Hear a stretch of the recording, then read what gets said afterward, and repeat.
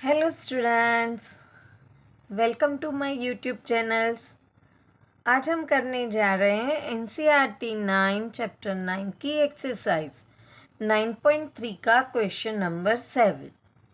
इसमें हमें cyclic quadrilateral दिया गया है। तो मैंने पहले भी आपको बता दिया है अगले वीडियो में कि साइक्लिक का क्वाड्रिलेटरल वो होता है जिसके हर एक वर्टाइसिस सर्कल के सरकमफेरेंस को टच करते हों और उसकी एक प्रॉपर्टी ये होती है कि उसके ऑपोजिट एंगल का सम सप्लीमेंट्री होता है। यहाँ पे हमें क्या क्वेश्चन दिया गया है, if diagonal of cyclic quadrilateral are diameter of the circle.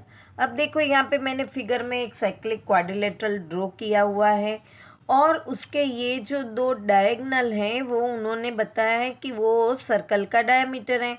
क्योंकि वो सर्कल के दोनों एजेस को टच करता है और सेंटर में से पसार हो रहा है, ये ओ उसका सेंटर है। दूसरा दिया गया है हमको कि ये जो डायगोनल है वो डायमीटर है सर्कल का और साथ में बताया गया है through the vertices of quadrilateral prove that ये जो है A B C D cyclic quadrilateral वो रेक्टेंगल है। तो गिवन हमें मिल गया, यहाँ पे डायमीटर है, A B C D rectangle prove करना है। अब हमें जो प्रूव करना है हम उसकी प्रॉपर्टी पे आए। तो यहाँ पे डायगोनल की बात हुई है तो हमें रेक्टेंगल डायगोनल के हिसाब से प्रूव करना है।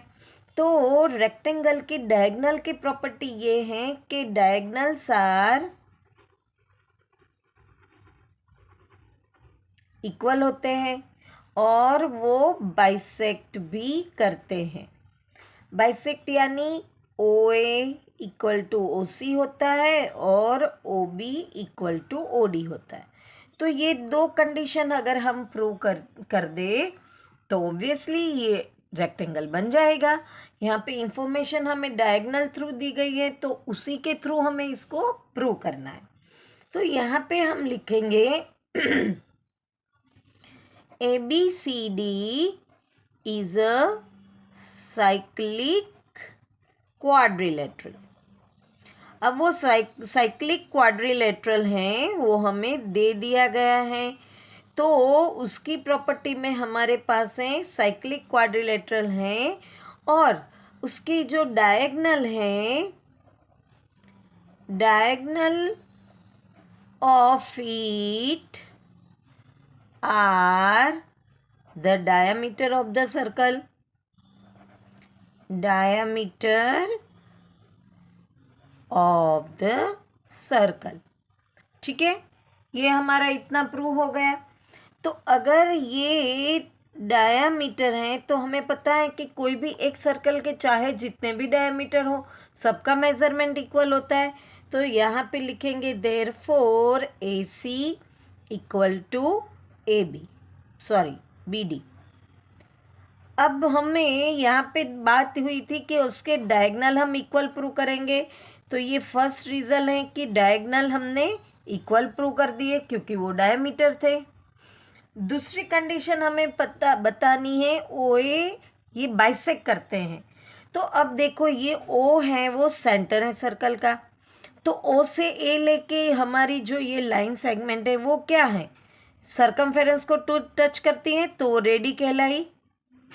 ये भी रेडियस है, ये भी रेडियस है, ये भी रेडियस है और ये भी रेडियस है।